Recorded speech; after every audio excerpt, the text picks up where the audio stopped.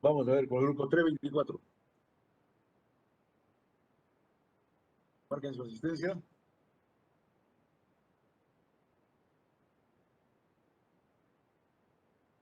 Pues estamos 32 personas. 25 han marcado asistencia. Hay 18 ausentes. Hay 2 retirados.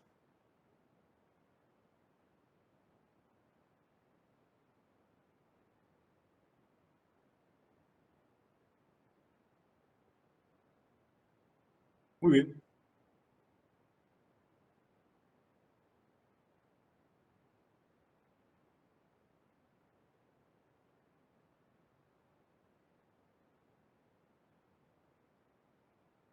Entonces, vamos a ver. El tema de hoy día es esfuerzos en planos inclinados.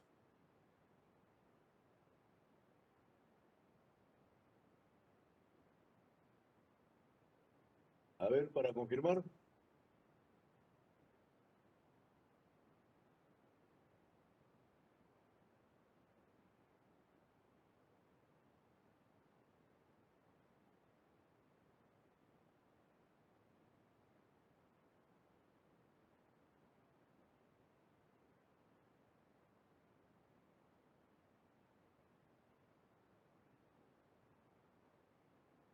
Chamorro Torres.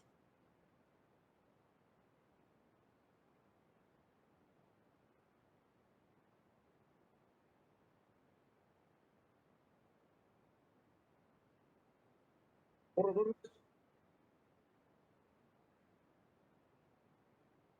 Sí, profesor, buen día. Presente. Chamorro Torres. Eh, Acabo de revisar la lista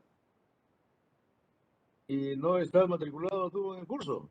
Soy del otro salón, profesor. ¿No hay problema con asistir a esta clase? ¿Cómo? Soy del otro salón. Ah, ¿tú eres del 361? Sí, del otro salón, pero tengo un cruce, entonces quisiera asistir a esta clase también. Ah, ya, bueno. No, eso no hay ningún impedimento. Pues puedes asistir a las clases que gustes, días que gustes. Eso no hay ningún impedimento.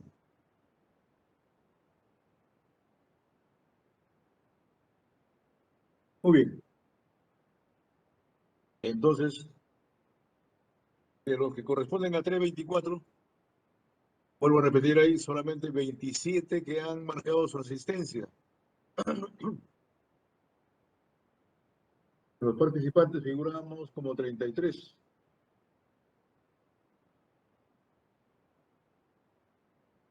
Muy bien.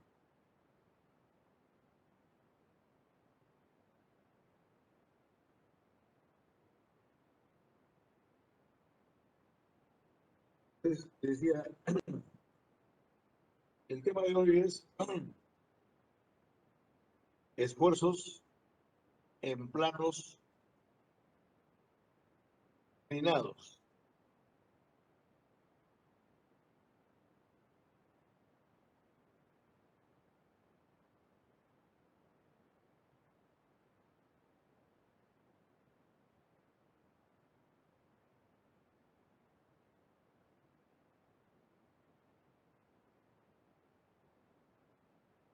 Referimos la siguiente característica.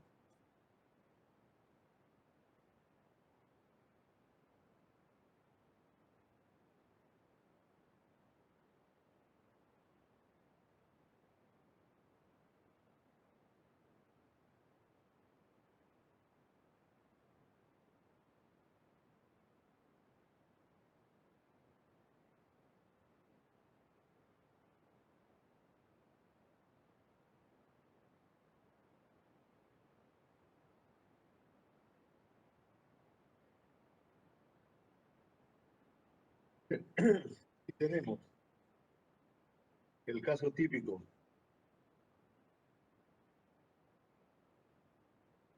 de una barra rectangular, por ejemplo, de sección transversal A, área A, y actúa una fuerza que pasa por el centroide de esa área,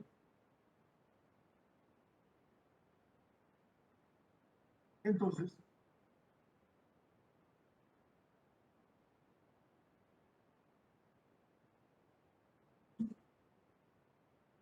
el esfuerzo, el esfuerzo, estamos trabajando así, fuerza sobre área, el esfuerzo se debe denominar así con mayor propiedad esfuerzo normal.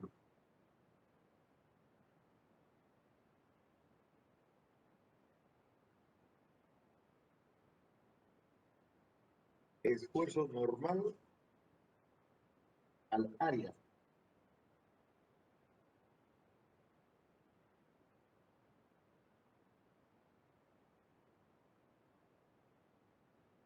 Pero si consideramos, ojo, un área así.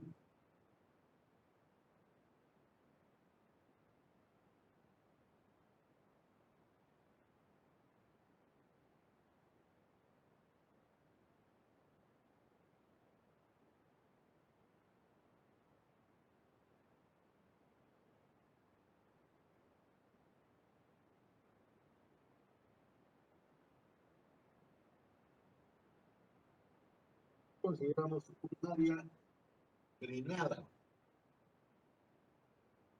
Entonces,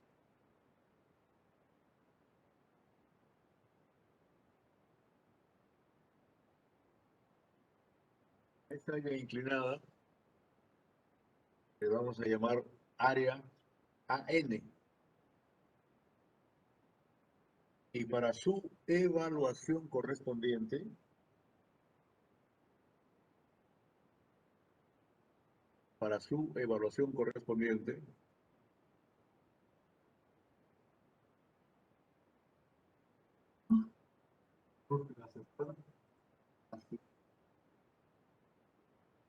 que va a funcionar para todos los siguientes capítulos del curso. Que va a funcionar para todos los capítulos siguientes del curso. Entonces, explicamos.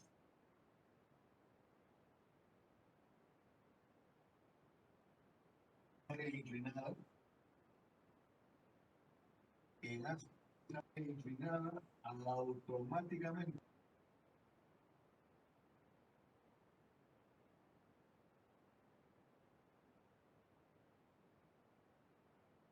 vamos a ubicar un nuevo sistema de referencias. Ese nuevo sistema de referencia contempla los ejes N y V.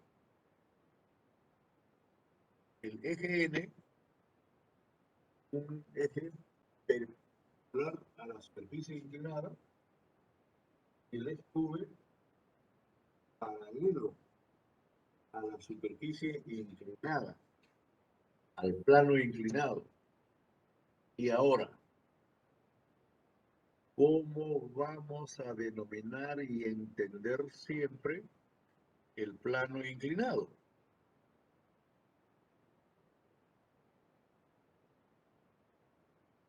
Lo vamos a considerar como que este plano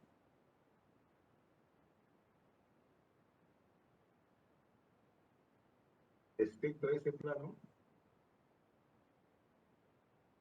este perpendicular a la fuerza, aparecen los planos inclinados.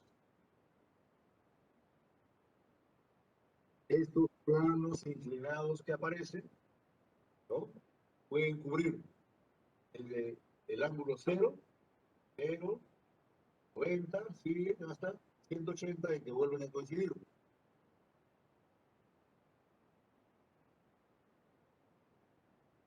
Entonces, el ángulo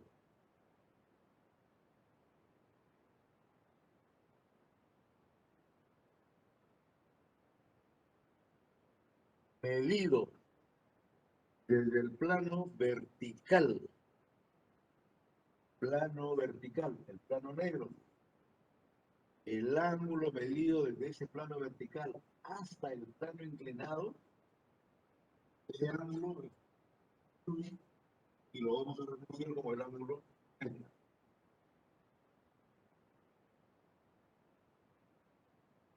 Algo más, algo más.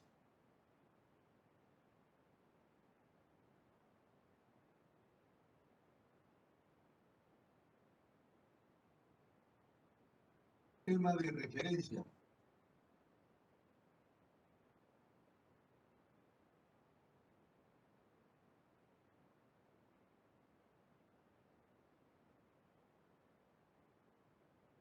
Ubicado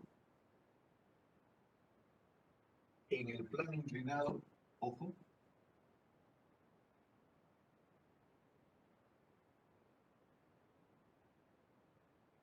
plano inclinado, aparece un nuevo sistema de referencia.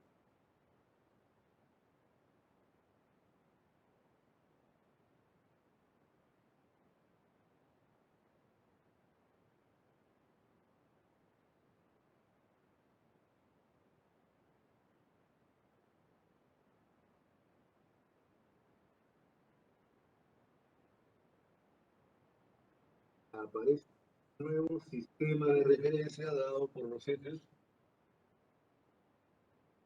N, normal al plano inclinado, V, paralelo al plano inclinado.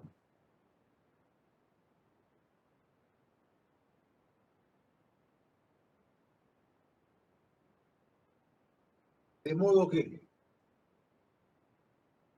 aplicamos la fuerza F, esta fuerza F,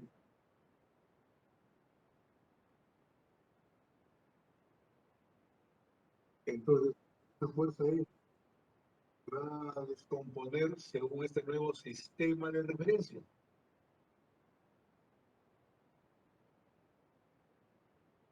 Se va a descomponer una fuerza N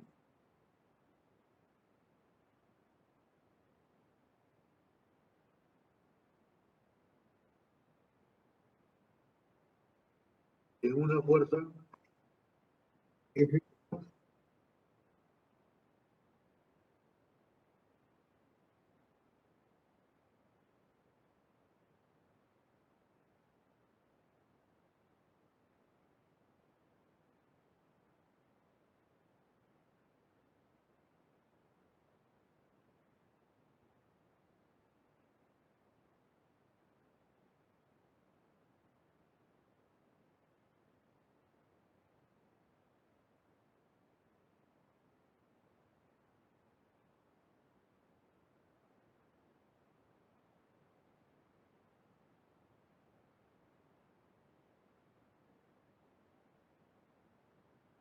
de modo que, bajo los conceptos que ya hemos visto, para nombrar a los esfuerzos, esta fuerza normal que actúa en el área AN, esta fuerza normal que actúa en el área AN,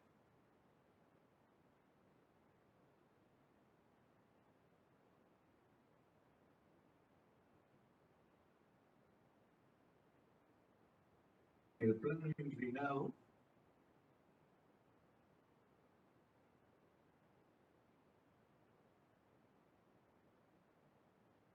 en el plano inclinado,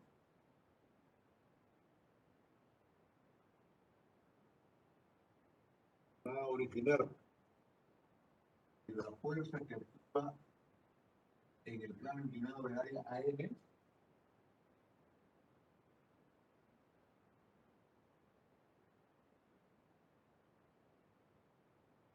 y lógicamente la presencia de un esfuerzo llamado esfuerzo normal, y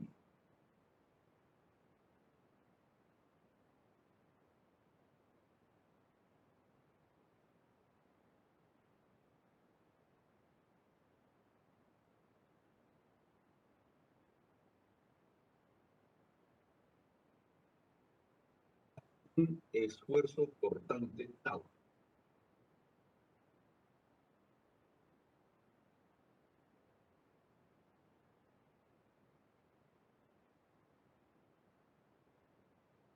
Entonces, volvemos a recalcar, volvemos a incidir, porque ya no se va a volver a repetir, toda vez de que como alumno de ingeniería, hábiles en el proceso del entendimiento, estamos explicando, ¿no?, para un nuevo sistema de ejes N y V.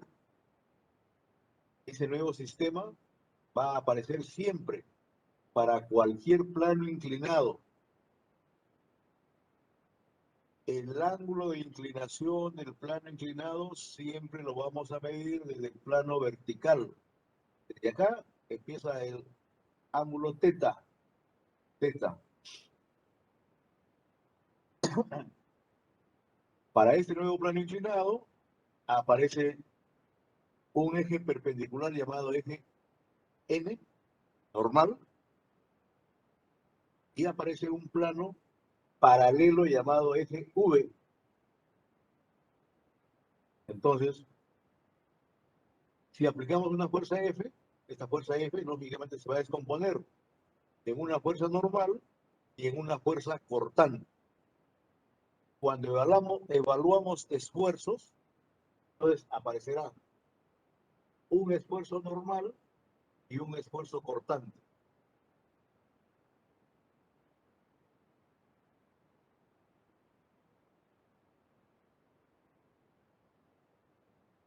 De modo que, vuelvo a insistir, para todos los capítulos siguientes,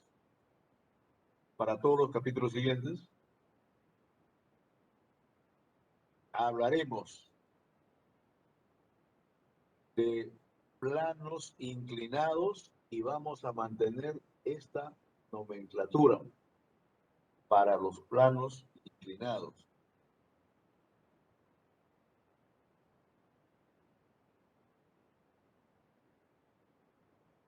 Ahora, para darle un fundamento teórico, ¿por qué? ¿Cuál es la necesidad de estudiar planos inclinados?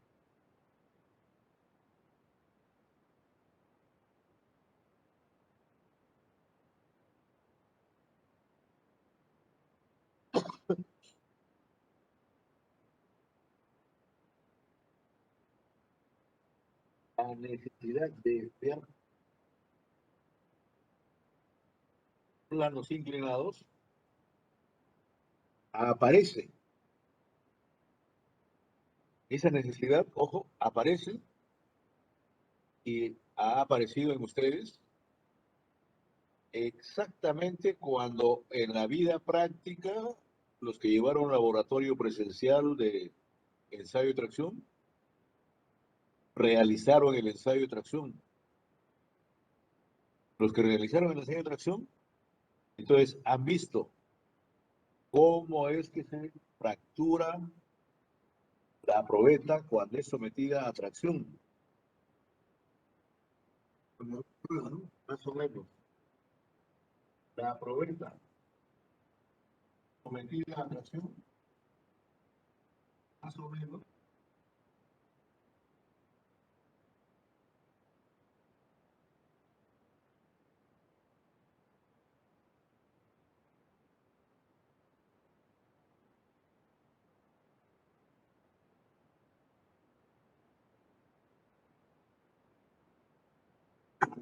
como normalmente estudiamos, ¿no? El ducto de acero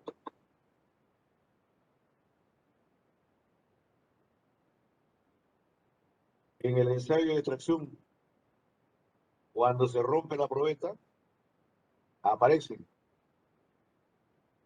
las características típicas bajo las cuales denominamos a los materiales. Por ejemplo, decimos un acero, un acero dúctil o un acero frágil. manejamos ya conceptos de ductilidad y de fragilidad, manejamos los conceptos. Cuando han hecho el ensayo, han asociado esos conceptos, ¿no?, a las manifestaciones físicas del material. Entonces, por ejemplo, en la probeta, los instructores del laboratorio deben haberles indicado de que si el material se rompe más o menos así, presentando una superficie casi plana, las huellas que se observan acá se denominan marcas de playa. Las marcas de playa representan las partes más duras del material. Y al costado de esas partes duras se manifiesta una superficie que se eleva, así como está acá, presentando planos inclinados. Entonces, los planos inclinados son las manifestaciones típicas del material dúctil. Es decir, en un material, acá hay zonas frágiles y hay zonas dúctiles.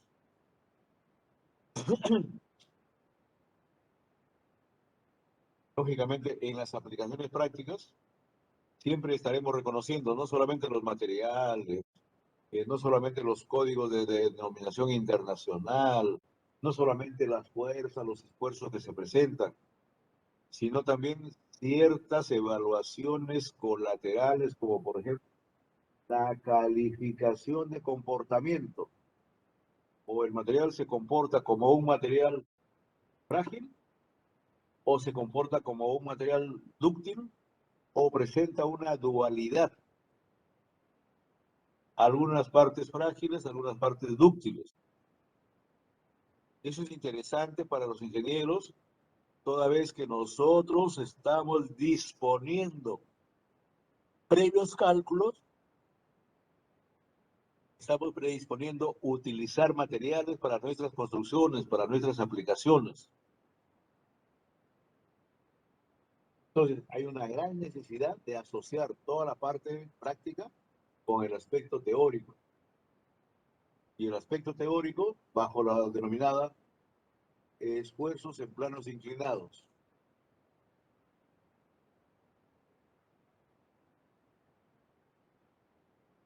Ustedes llaman planos inclinados típicos porque lo han practicado, lo han calculado. Por ejemplo, en el curso de ciencias materiales, o sea que todavía deben recordar en forma simple.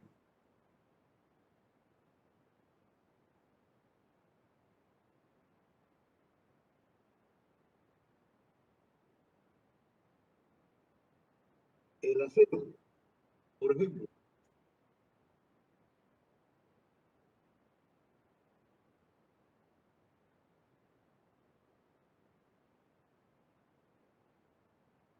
tiene la oportunidad, de acuerdo a sus procesos de manufactura, el acero puede cristalizar en celdas cúbicas simples, pero también lo hace en celdas cúbicas de cuerpo centrado. También lo hace en celdas cúbicas de cara centrada. Entonces, este puede ser para nosotros nuestro plano normal, el que trabajamos. Eso puede ser nuestro plano normal. Pero nos puede interesar este plano, por ejemplo.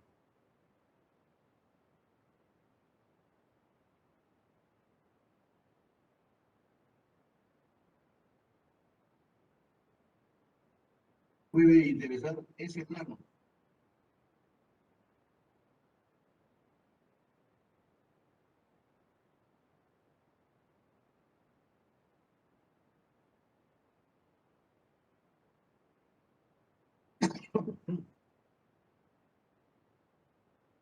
Entonces, ese plano es un plano inclinado. ¿Cómo han nombrado los planos inclinados en el curso de Ciencia y Materiales? A ver, escuchar. No digas, ingeniero. La verdad es que no recuerdo.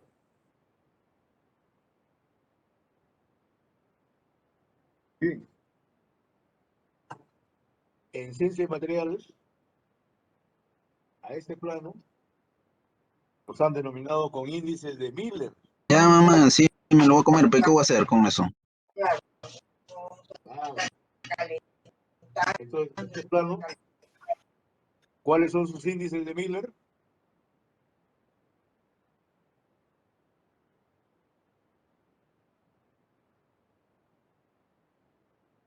Intersección con el eje X a una unidad.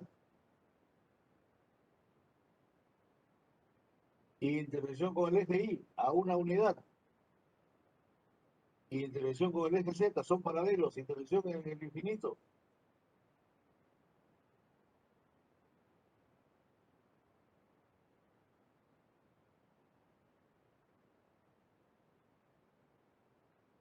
Entonces hablamos del plano 1, 1, 0. Y si somos conscientes de que realmente el acero cristaliza con mucha facilidad en celdas cúbicas de cara centrada o celdas cúbicas de cuerpo centrado, entonces es mejor estudiar esa realidad antes que ir a lo que simplemente sería, ¿no?, un caso simple. Este es un caso sumamente simple. Para los diseños, para las aplicaciones prácticas, no es muy interesante. Los diseños, las aplicaciones lo hacemos sobre las realidades del material. Entonces, si la realidad del acero es una alta presencia de planos inclinados, entonces hay que estudiar pues esas realidades. Hay que estudiar esas realidades.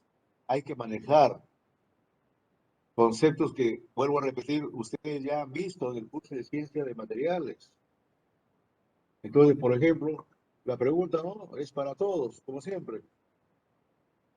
La pregunta es para todos, pero por acá, por ejemplo, tenemos, a ver, participantes como Manuel Rojas Livia. Habla Manuel Rojas Livia. ¿De Manuel?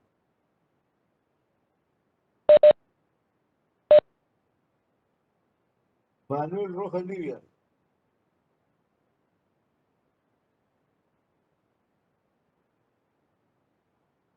Un plano inclinado como este plano inclinado 1, 1, 1.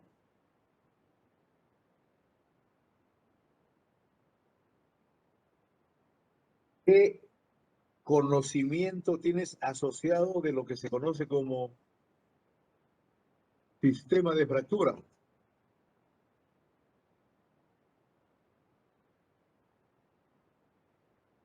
O más simple, te preguntan,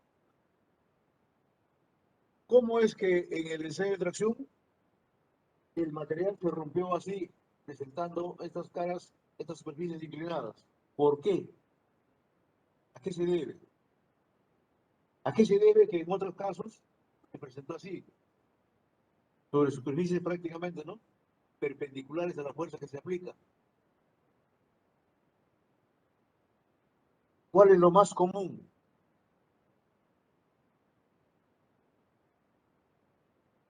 ¿Y cómo lo conceptualizamos? Entonces, cuando un material se rompe, así como acá en el ensayo de tracción, deben haber, esto es su informe, porque lo mandaron muy en el ensayo de tracción, ¿no?, deben haber leído de que materiales sometidos a tracción o a flexión o a torsión o a compresión o a aplastamiento, ¿ah?, Los materiales sometidos a la acción de efectos externos, cuando se rompen, cuando se fracturan, presentan una rotura según un sistema de deslizamiento. Entonces, eso es lo que dice la teoría. Y ahora yo, caballeros y señoritas, les pregunto, para todos, ¿qué cosa es sistema de deslizamiento? ¿Cómo entendemos un sistema de deslizamiento en la fractura de los materiales metálicos? Sistema de deslizamiento. A ver, ¿qué nos dice Marco Estefano Juárez? ¿Podría repetir la pregunta, profesor? Es que había un poco de ruido aquí en mi casa. La pregunta es, sabiendo que los materiales por acción de efectos externos se rompen, así como se rompió la probeta en el ensayo de tracción, ¿no?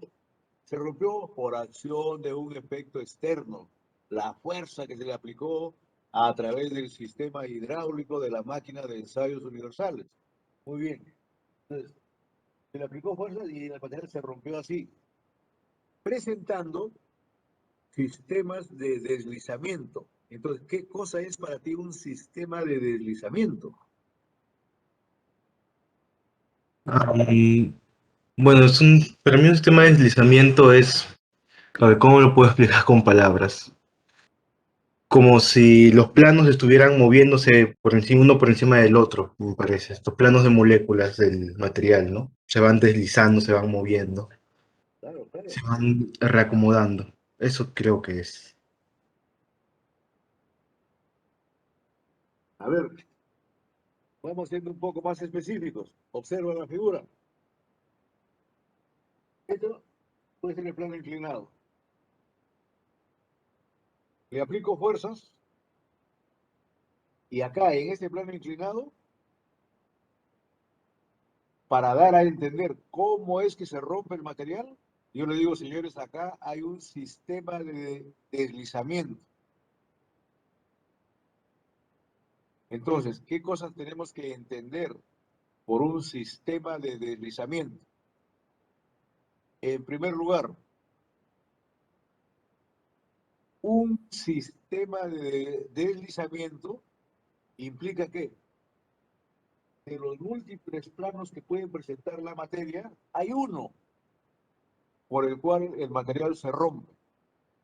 Ah, si se rompió por este plano inclinado pertenece a un sistema de deslizamiento, pero falta el complemento para que se entienda perfectamente por sistema de deslizamiento. ¿Cuál es el complemento? En este plano inclinado, nosotros podemos ubicar infinitas direcciones, vectores así, vectores, en ese plano inclinado, vectores. Entonces, si ubico un vector así como este, por ejemplo, un vector así, en este plano inclinado, entonces el plano inclinado y este vector forman un sistema de deslizamiento. El sistema de deslizamiento entonces es una dualidad, plano y dirección. Sistema de deslizamiento es un plano, pero no es un plano cualquiera, asociado a una dirección. No es una dirección cualquiera. Entonces, a nivel de ingeniería, ustedes tendrían que expresar de que un sistema de deslizamiento está dado por un plano de alta densidad planar. En ese plano de alta densidad planar, supongamos que es este, hay infinitas direcciones. Infinitas direcciones. Habrá una o habrá varias equivalentes en que, por ejemplo, la materia, así, presente una dirección y con este plano de alta densidad según esta dirección, el material se rompe, se fractura. Esta dirección también debe ser una dirección de alta densidad lineal. Entonces, en ciencia de materiales, ustedes han visto los dos conceptos. Plano de alta densidad planar y dirección de alta densidad lineal. Sirve para explicar cómo se rompe la materia por acción de efectos externos. Entonces, de hoy para adelante, a ver, ingeniero Marco Carguancho,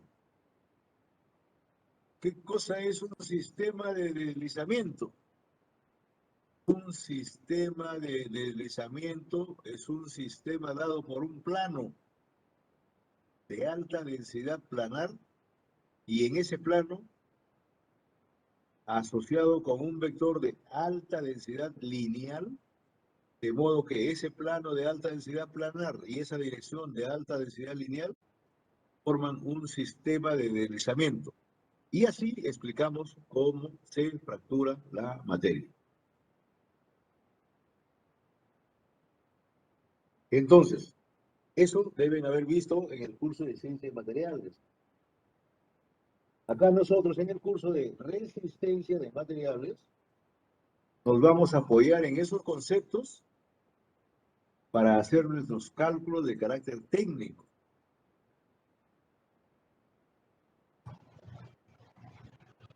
Tema de... Sí, le escucho, diga.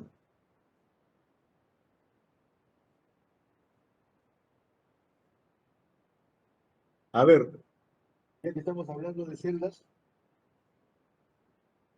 unitarias, ya que hemos recordado esa parte del curso de Ciencia de Materiales, por ejemplo, el magnesio. ¿Cuál es la típica celda en que cristaliza el magnesio?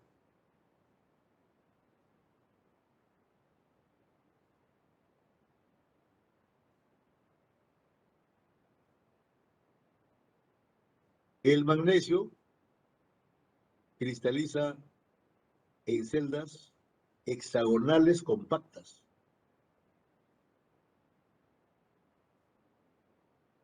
Celdas hexagonales compactas. Cuando tenemos también igual una porción de material magnesio, lo sometemos a ensayo de tracción, ¿se presenta la fractura, la rotura? Por supuesto que se presenta la rotura. Y aseveramos, porque esa es la teoría, de que el magnesio, que tiene celda hexagonal compacta, presenta mucho más planos de deslizamiento, mucho más sistemas de deslizamiento que los materiales que cristalizan en celda cúbica. Pero lo que se quiere recalcar es que ustedes, señoritas y caballeros, manejen el lenguaje apropiado. Sistema de deslizamiento.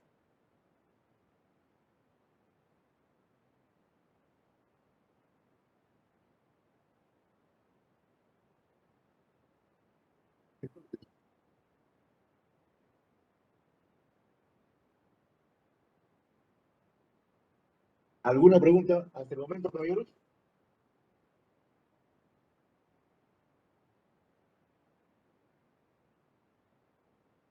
Veamos. ¿Qué nos interesa para los siguientes capítulos del curso?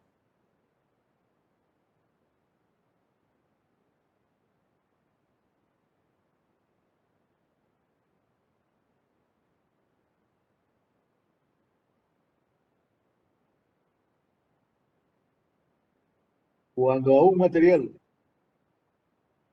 que puede ser una probeta, que puede ser una viga de una casa, que puede ser un tirante de un puente, que puede ser un elemento estructural de una estructura más compleja. Cuando a esos elementos se le aplica fuerzas, entonces automáticamente en su parte interior se presentan esfuerzos. Los esfuerzos más comunes y corrientes son los esfuerzos llamados esfuerzos normales y esfuerzos tangenciales. Y luego de la denominación nos interesan las cuantificaciones. Esa es la ingeniería. Cuantificar nuestros nuevos conceptos, reaprender lo aprendido, porque lo que han aprendido está bien, pero ahora lo estamos remarcando porque ya aparecen otros conceptos necesarios para los diseños prácticos, necesarios para las aplicaciones prácticas, necesarios para las construcciones.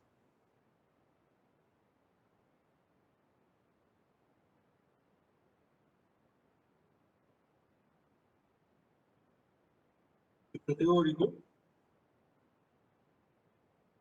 es observar el estado general del esfuerzo.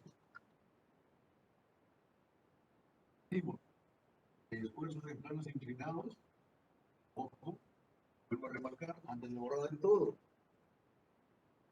Partiendo de planos inclinados, identificando que hay un plano inclinado, la inclinación se mide a partir del plano vertical. Está inclinado un ángulo θ,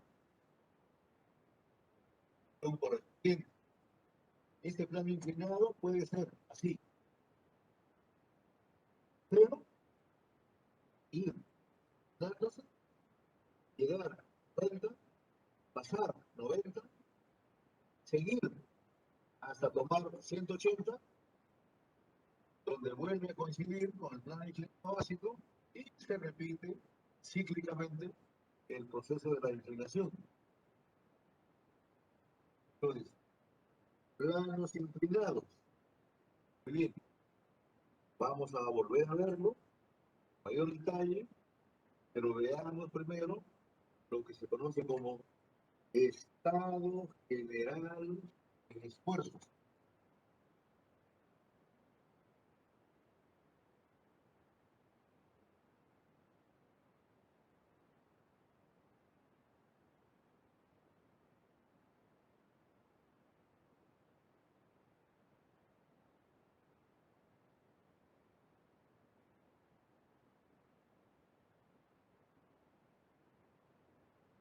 No nos ayuda casi nada, no lo vemos.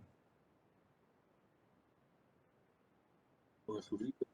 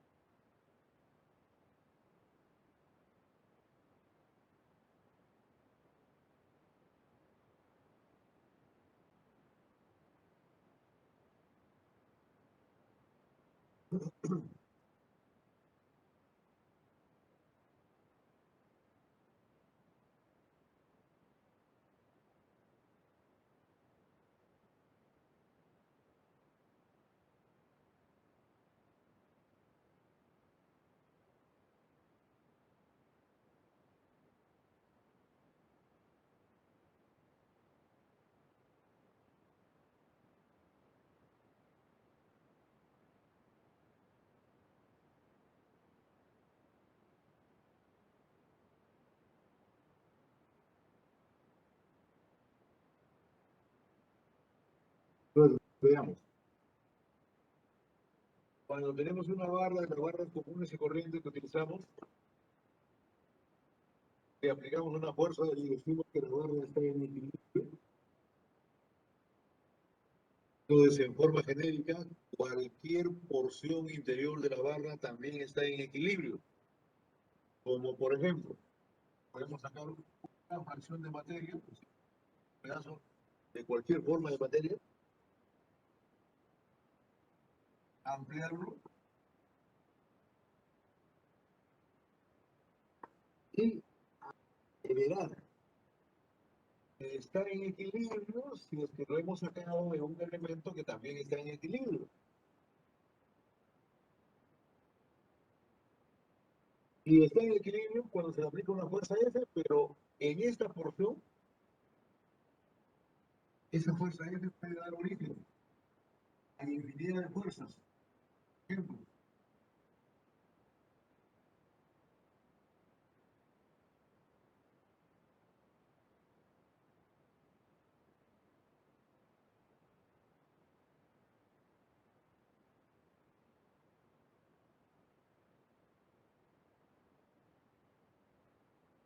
puede dar origen a este estado de fuerzas.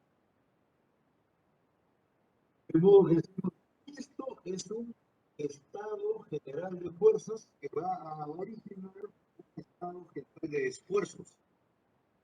Porque en el curso nos interesa estudiar los esfuerzos que se presentan. Muy bien.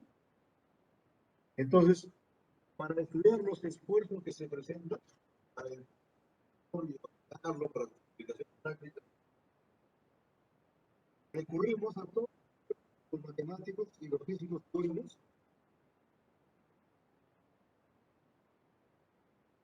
que han estudiado el fenómeno y nos dicen, por ejemplo, los matemáticos, si esta porción de material está en equilibrio, punto cualquiera, como este punto, bien debe estar en equilibrio.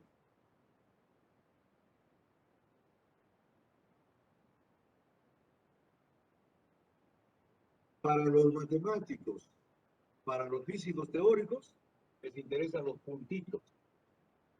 Para los ingenieros, el puntito no es tan práctico. Para los ingenieros nos interesan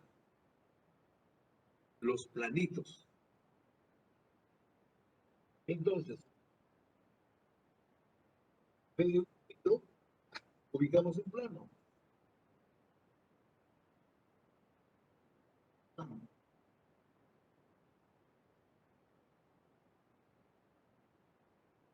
Y para ese plano, todas estas fuerzas se forman de magnitud aleatoria, también aleatorio, todas van a originar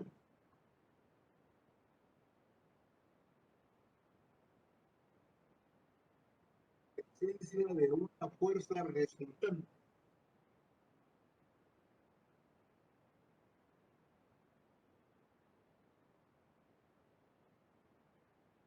Una fuerza resultante.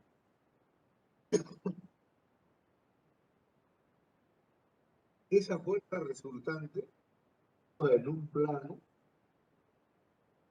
también tendrá una magnitud y una dirección totalmente aleatoria. De modo que, si aislamos ese planito, sí,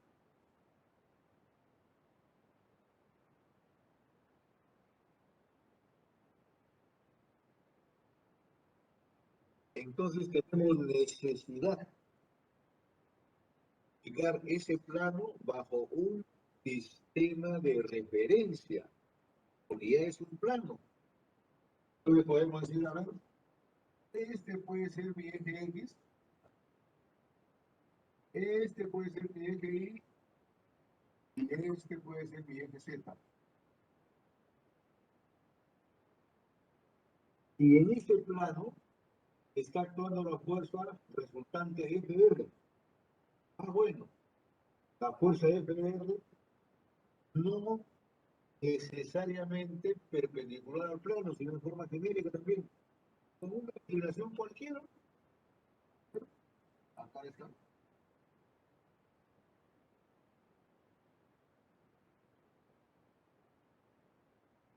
la fuerza resultante. Entonces vamos esclareciendo nuestros conceptos. Ah, qué bien. Hay un plano, hay un sistema de referencia para ubicar ese plano y hay una fuerza resultante. Ahora, ese plano, necesariamente, como ya es un plano, tenemos que darle una magnitud, tendrá un área. Tendrá un área. Lo sobreentendemos.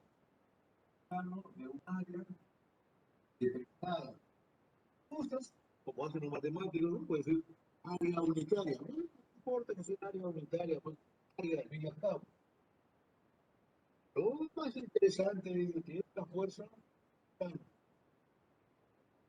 de valor aleatorio y de dirección aleatoria, también lo podemos descomponer en fuerzas según el sistema de referencia. Entonces, una componente es normal. Una componente, otra componente.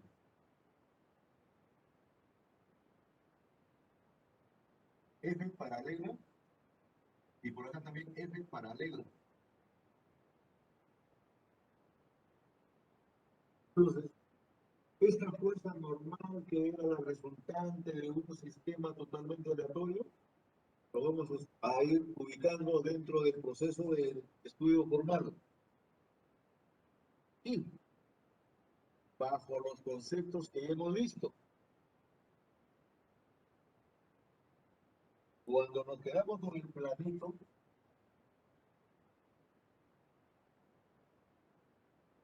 el sistema de referencia y Z,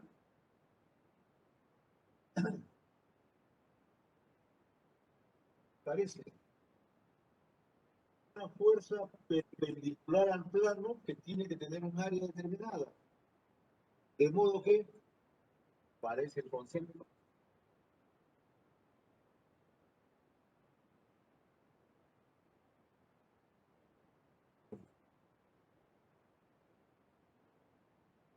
Esta fuerza paralela al eje X, fuerza paralela al eje X, actuando en este plano,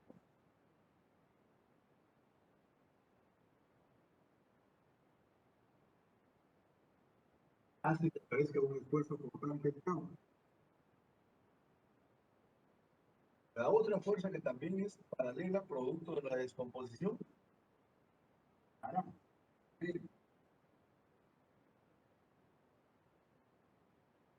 que aparezca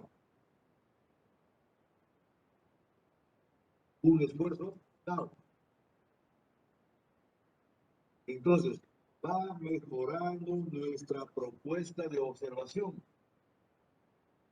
Ya estamos en un caso donde podemos identificar esfuerzos normales, esfuerzos cortantes. Solamente que estos dos esfuerzos cortantes, ¿no?, nos pueden llevar a la confusión. ¿A cuál nos referimos? ¿Al de acá o al de acá?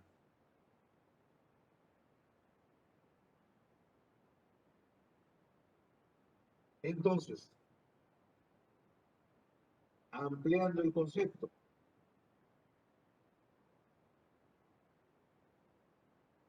no nos quedamos simplemente con un planito, nos quedamos mejor una celda unitaria. Ah, bueno, hemos regresado a lo mismo, ¿no? Una celda unitaria. Ah, muy bien. Entonces, sí, completo mi celda unitaria, traigo sí, unitaria, acá también.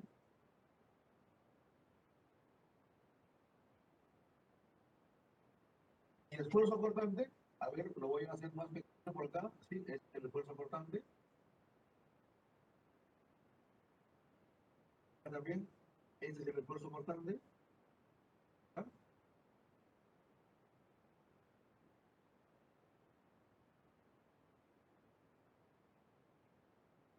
Entonces, resulta que he visto ya de ingeniería. Este fenómeno se presenta en una cara, debe presentarse igual fenómeno en todas las caras del cubo. Es decir, esta cara debe haber un esfuerzo normal, un esfuerzo cortante, un esfuerzo cortante. Y por acá, también, un esfuerzo normal, un esfuerzo cortante y un esfuerzo cortante.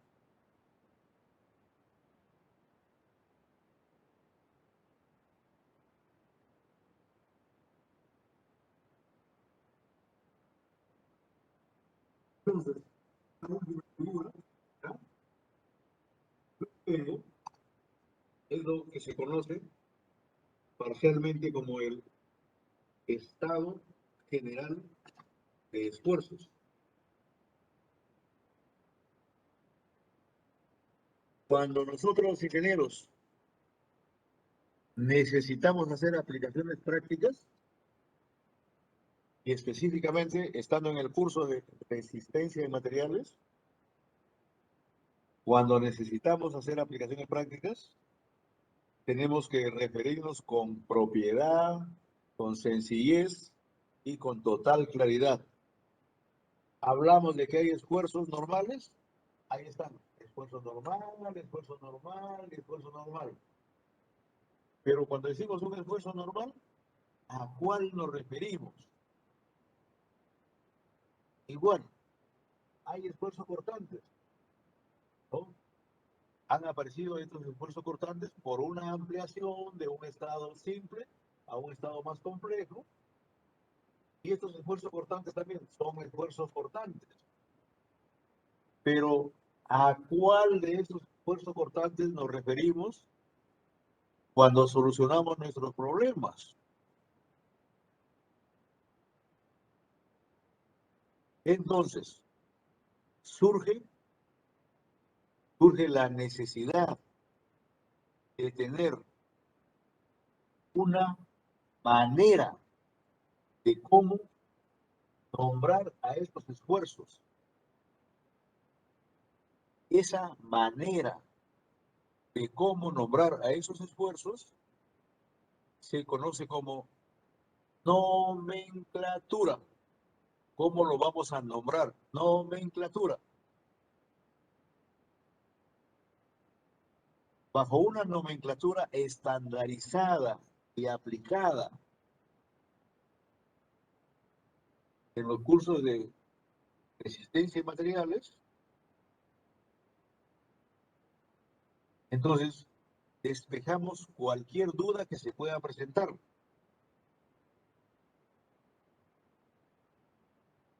Con una nomenclatura adecuada, despejamos cualquier duda que se pueda presentar. Entonces, para este estado general de esfuerzos transitorio, veamos el estado general de esfuerzos definidos para ingeniería.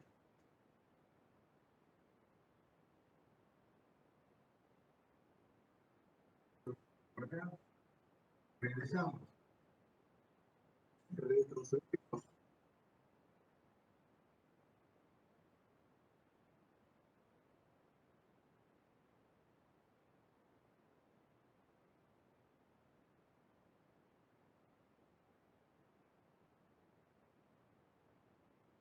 Aclaramos.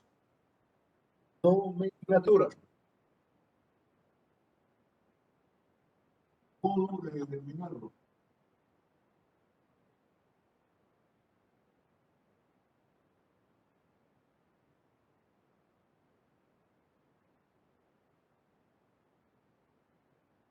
Para que no exista confusión. para que la ingeniería sea totalmente clara y aplicativa.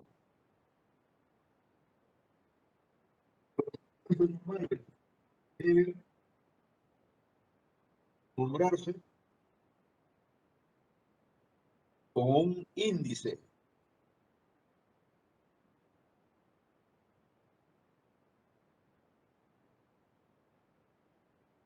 Ese índice, ojo, ese índice debe ser o el eje X, o el eje Y, o el eje Z.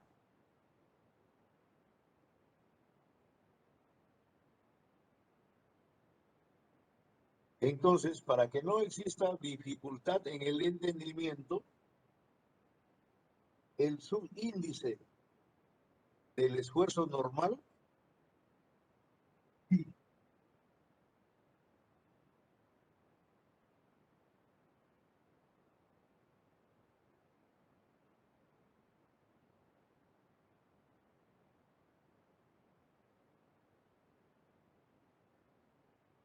al eje. ¿Cuál eje? Puede ser el eje X, el eje Y o el eje Z. Ahora, al eje B es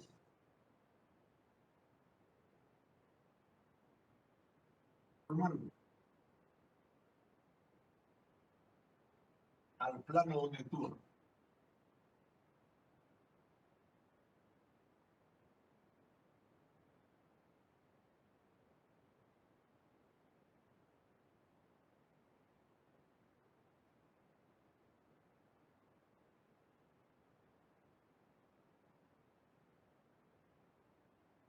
Plano normal al plano donde actúa.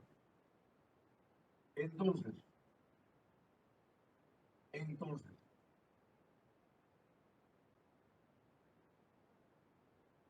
volvemos a repetir nuestra figura. A ver, esta es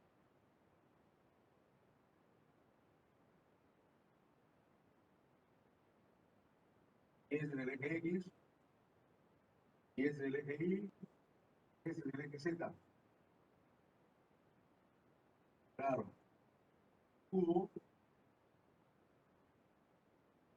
y por acá también, cubo.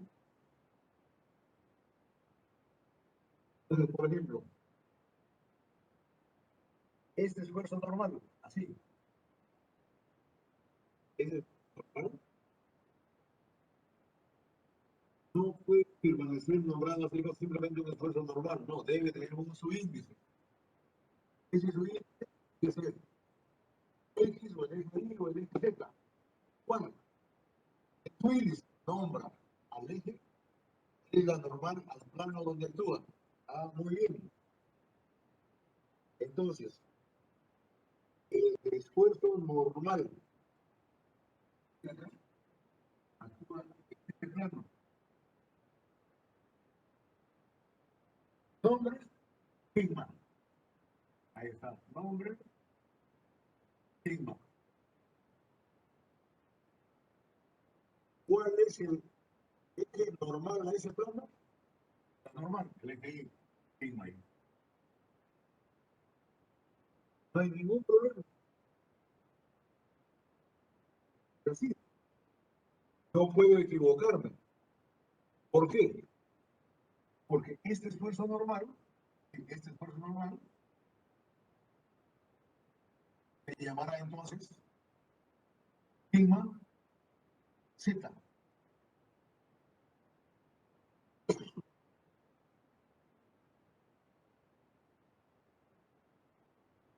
Se llamará sigma Z.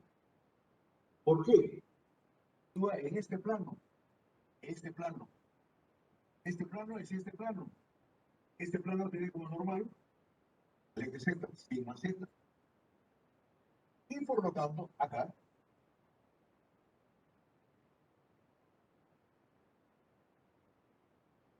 sigma X.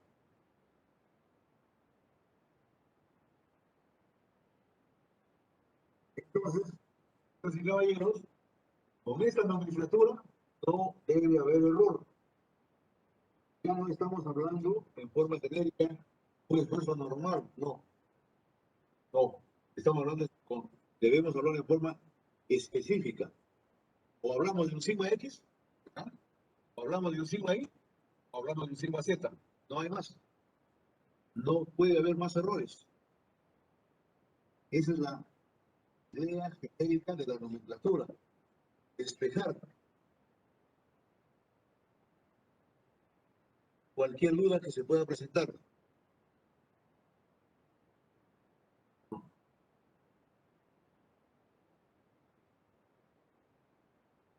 Ahora, los esfuerzos cortantes.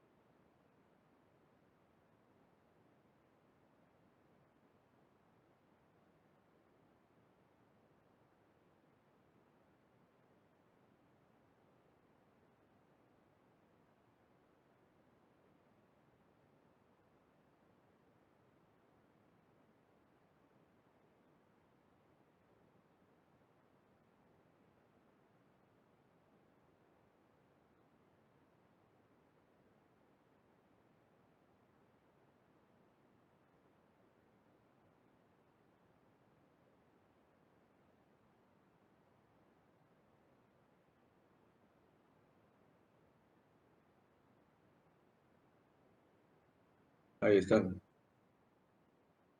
Sí, felizmente. A ver.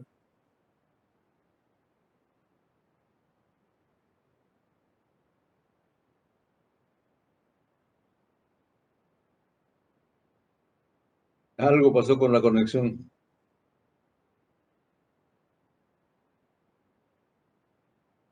Ya. Muy bien, caballeros. Había una pequeña falla en el sistema, no sé a qué se debe, pero ya pasó. Ahí estamos de nuevo.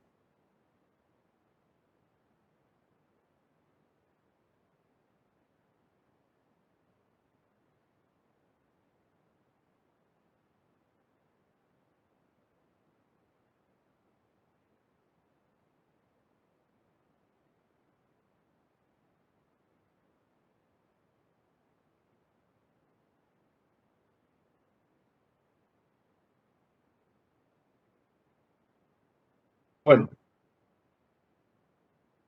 entonces, les decía, caballeros, estamos viendo El estado general de esfuerzos. Bueno, por eso que siempre se espera seguido momentáneamente y esperamos. Estamos viendo de que para una porción cualquiera de materia es posible tener lo que se llama un estado general de esfuerzos. Pero para el estudio de resistencia y materiales, para el estudio sobre todo de cualquier curso de aplicación de ingeniería, necesitamos ser más específicos. Entonces, estos esfuerzos normales que habíamos presentado no pueden quedar así indecisos en su reconocimiento. Hay una manera, una reglamentación de cómo nombrar a los esfuerzos normales y eso es lo que tenemos en la pizarra. Entonces, en la pizarra,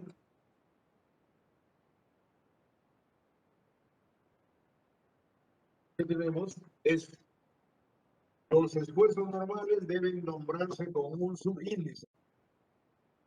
¿Cuál es ese subíndice? Ese subíndice debe ser o el eje X, o el eje Y, o el eje Z. ¿Qué cosa dice la reglamentación? Dice, hay que ubicar acá el eje, que es la normal al plano donde actúa ese esfuerzo. Por eso, en este plano de acá, la normal es el eje Y, el esfuerzo del ser sigma sub Y. En el plano de acá, la normal es el eje Z. Este esfuerzo debe nombrarse como sigma Z. En esta cara es el plano Y Z, la normal, el eje X. Nombre del esfuerzo, sigma X. Ahora,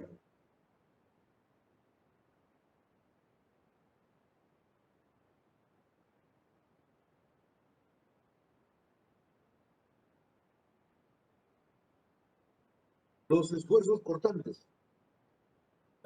Decíamos, los esfuerzos cortantes se nombran con dos subíndices.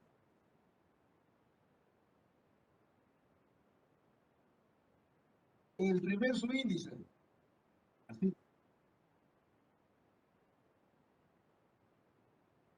igual que el caso anterior, nombra plano, nombra el eje, que es anormal al plano donde actúa. Entonces, por ejemplo, este esfuerzo cortante acá, este esfuerzo cortante.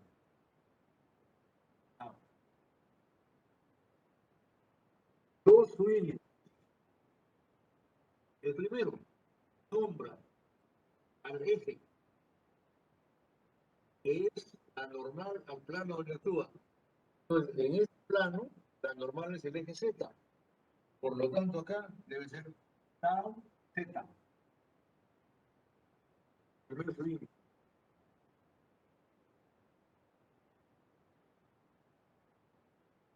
El segundo subíndice nombra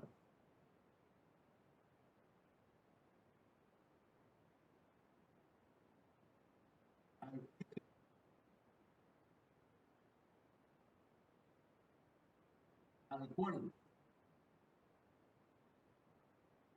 es paralelo.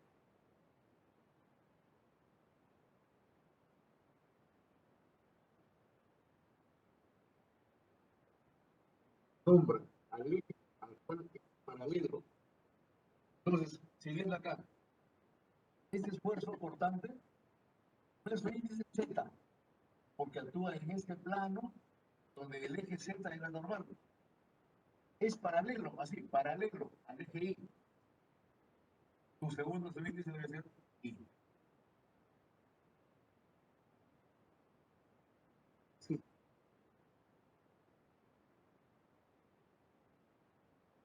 A ver, este esfuerzo cortante acá. Tau. Esfuerzo cortante.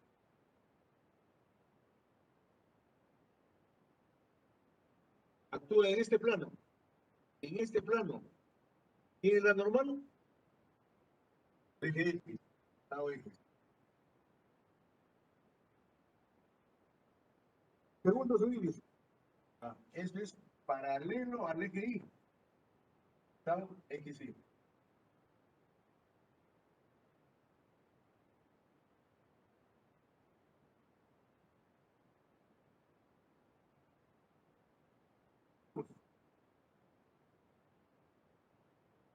A ver, este esfuerzo cortante.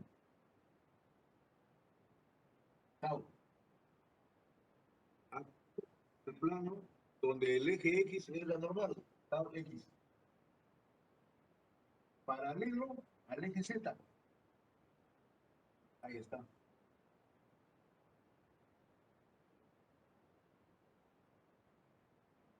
Entonces, base a estos ejemplos y en base a la nomenclatura, completamos.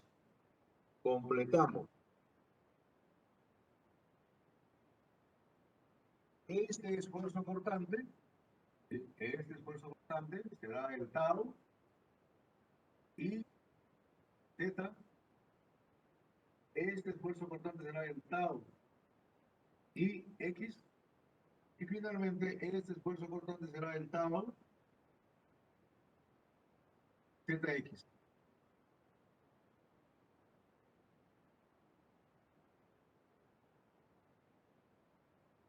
Entonces, hemos pasado un estado general de esfuerzos indefinido a un estado general de esfuerzos totalmente definido de acuerdo a una nomenclatura de carácter universal. En cualquier lugar donde se estudie ingeniería, los esfuerzos se nombran de esta manera. Y así lo vamos a ir aplicando.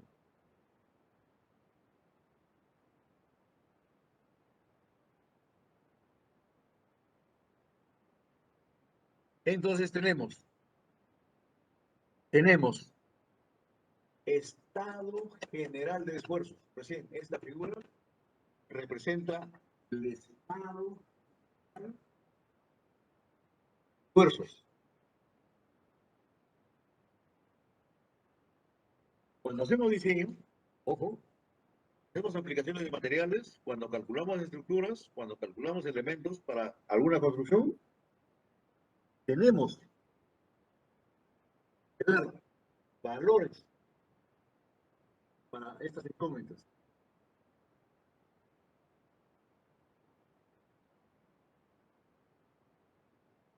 ¿Cuáles son esas incógnitas?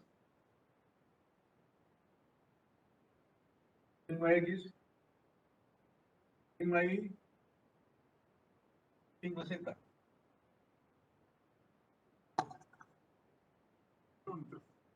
¿Qué más? Tau XY, tau XZ,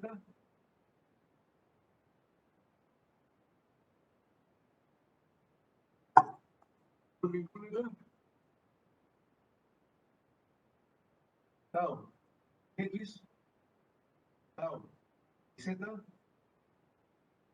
y otra incógnita, tau ZX, tau ZY.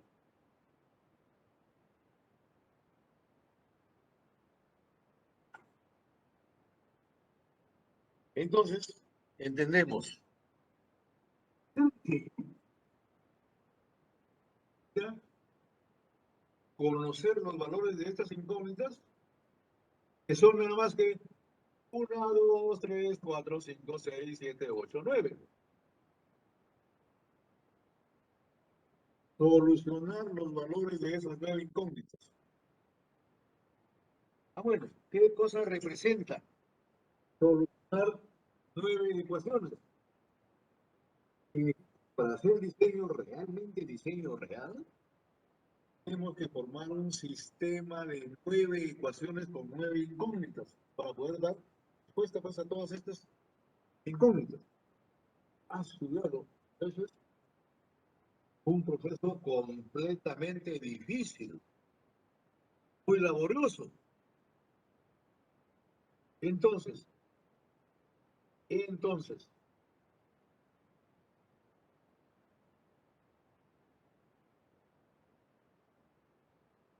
como se están preguntando ustedes, ¿y cuál es lo más fácil para este caso? Allá. Para este caso, lo más fácil, lo inmediatamente accesible, es trabajar con lo que se llama estado plano de esfuerzos.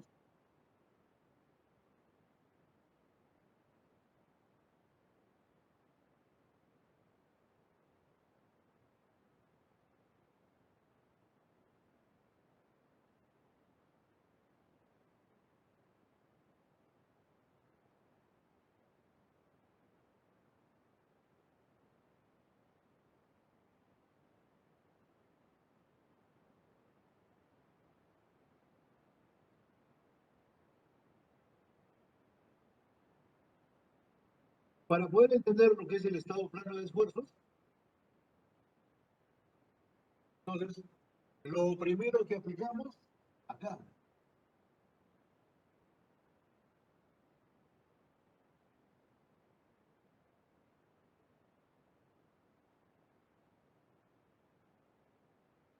Es el teorema de Cauchy. ¿Qué cosa dice el teorema de Cauchy? El teorema de Cauchy dice sencillamente que un esfuerzo importante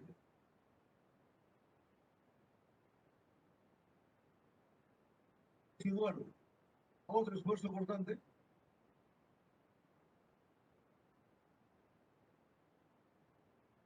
que tiene los índices conjugados. ¿Cómo es eso? A ver, me ubico acá, yo, por ejemplo, el tau ZI, el tau ZI, esos son sus índices. ¿Cuáles son los índices conjugados? El I, Z. Pues este teorema lo demostró el matemático que sí. Entonces, tau ZI igual a tau IZ. ¿Qué pasa? El tau XI igual al tau IX. ¿Qué más?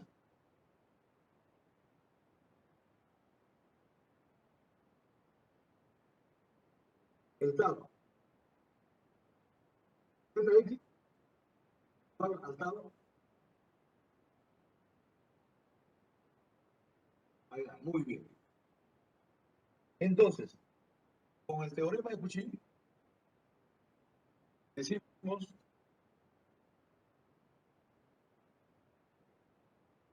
ZI es igual a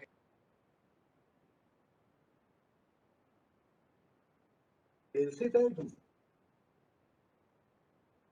Este de acá es igual al de acá.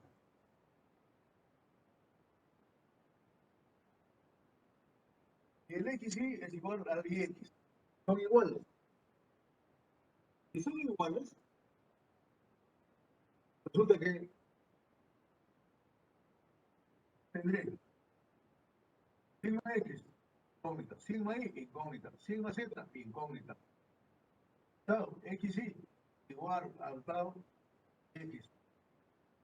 Tau IZ igual al tau ZI.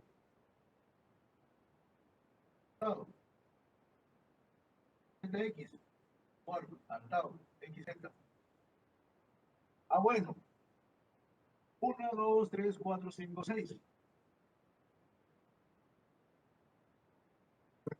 Sí, he pasado a un sistema de 6 ecuaciones con 6 incógnitas. 6 ecuaciones con 6 incógnitas. Todavía sigue siendo fácil respecto a un sistema de 9 ecuaciones con 9 incógnitas. Y luego, sobre el teorema de Cauchy, tiene una convención internacional para hacer posible el aprendizaje de una forma más fácil. ¿Cuál es esa convención internacional? Dice el señor, todos alumnos de ingeniería para que sus pobres no vayan a estallar, hay que proporcionarle un caso. ¿Cuál es el caso? Estado plano de esfuerzo. ¿Y qué cosa significa estado plano de esfuerzos? Estado plano de esfuerzos significa que en una cara, cualquiera que sea del cubo, los esfuerzos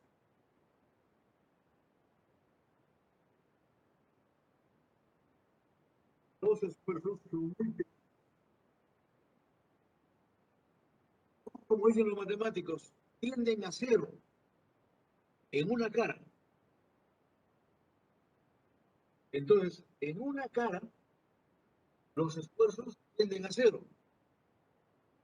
Por norma genérica, se ha tomado la cara donde el eje Z es lo normal. Entonces, mira, en esa cara los esfuerzos son tan pequeñísimos que tienen a cero. Ah, qué bacán. La Z tiene a cero, como no existe. ¿Qué más?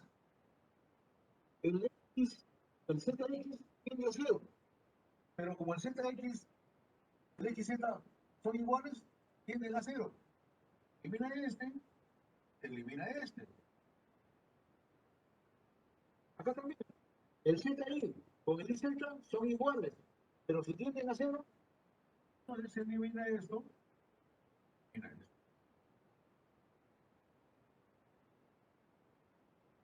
Entonces, estado plano de esfuerzos, aquí se reduce.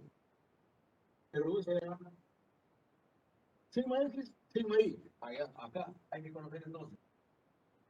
Sigma X, sigma Y. ¿Qué más? Tau XY es igual a tau Y.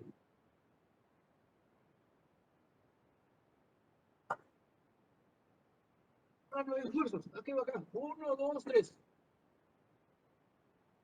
3 incógnitas, 3 ecuaciones. Ah, caramba, pues caballeros y señoritas, todo el mundo maneja con mucha facilidad la solución de un sistema de 3 ecuaciones con 3 incógnitas que se puede hacer sin computadora, se puede hacer muy fácil y por eso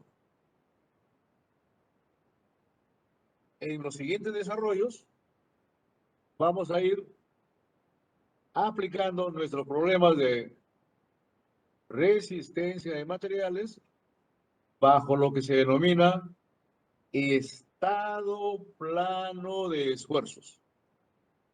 Entonces, caballeros, el día lunes continuamos con estado plano de esfuerzos y sus respectivas aplicaciones. Por ahora, entonces, caballeros, muchas gracias y continuamos el día lunes con problemas de aplicación.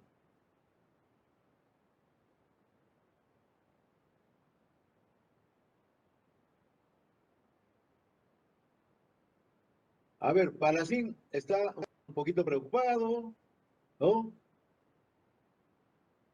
Dice, ¿cuáles van a ser los problemas para la primera práctica?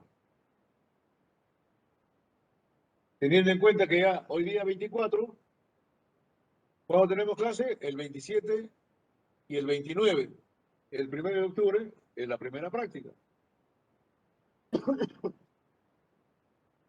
Entonces, fundamentalmente, todo lo que hemos visto con los capítulos anteriores. Y si llegamos a hacer un buen ejemplo con problemas de estado plano, lo incluiremos. Pero si no, no importa, pues, estado plano pasará para la segunda práctica.